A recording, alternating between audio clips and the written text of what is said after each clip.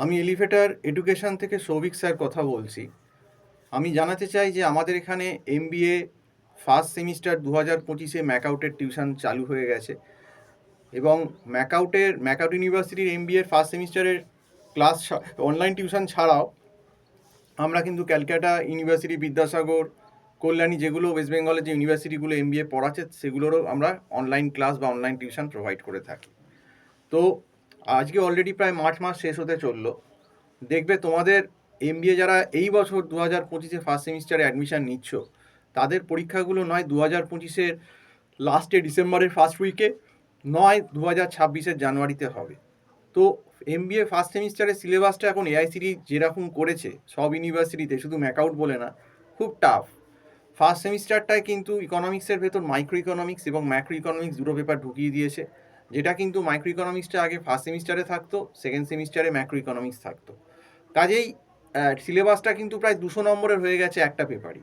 এরপর নেক্সট যেটা সব থেকে খতরনাক পেপার, যেটা সব থেকে বেশি সাপ্লি হয়, সেগুলো হচ্ছে business statistics and research methodology.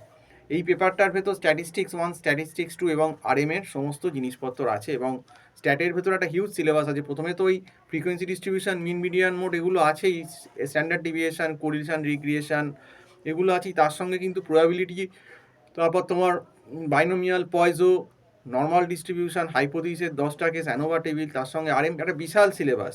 তো এই সিলেবাসটা কিন্তু কখনোই ওই 4 মাসে যখন কলেজ খুলবে আগস্ট সেপ্টেম্বরে, তখন থেকে যদি করো, ওই তার মাঝখানে আবার কালী পুজো, ভাইফোঁটা, লক্ষ্মী পুজো, এগুলো সমস্ত, জগদ্ধাত্রী পুজো, এইসব অকেশান আছে, দেখবে অলরেডি হয়তো 3 মাসে ঠেকবে, 3-3.5 মাস।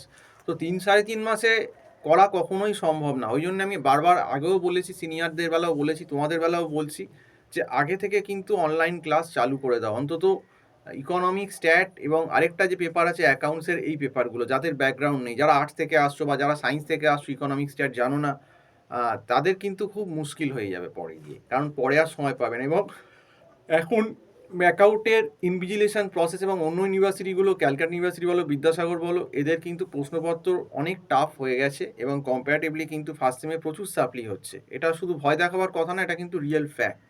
কারণ সিলেবাসটাই এত বড় যে ওই যখন সবে ভর্তি হচ্ছ তখন বুঝতে বুঝতেই 1-1.5 মাস চলে যাচ্ছে। তারপর তো পুজো, এগুলো বললামই আছে।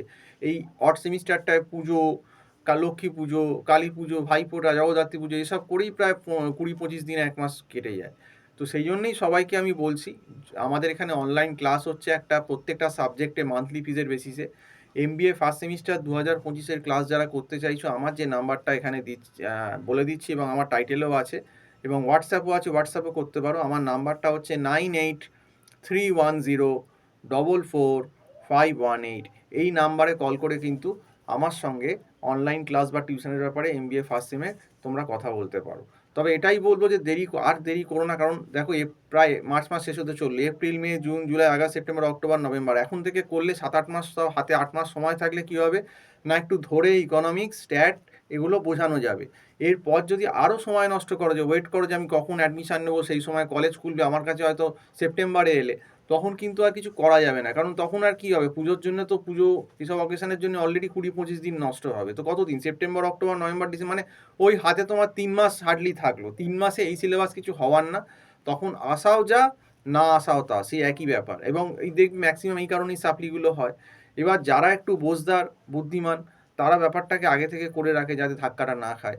এই জন্যই কিন্তু তোমাদেরকে বারবার করে বলা। তো যাই হোক, অনলাইন ক্লাসের জন্য যে নাম্বারটা বলে দিলাম, 9831044518, এই নাম্বারটা টাইটেলেও আছে, এখানে তোমরা যোগাযোগ করতে পারো।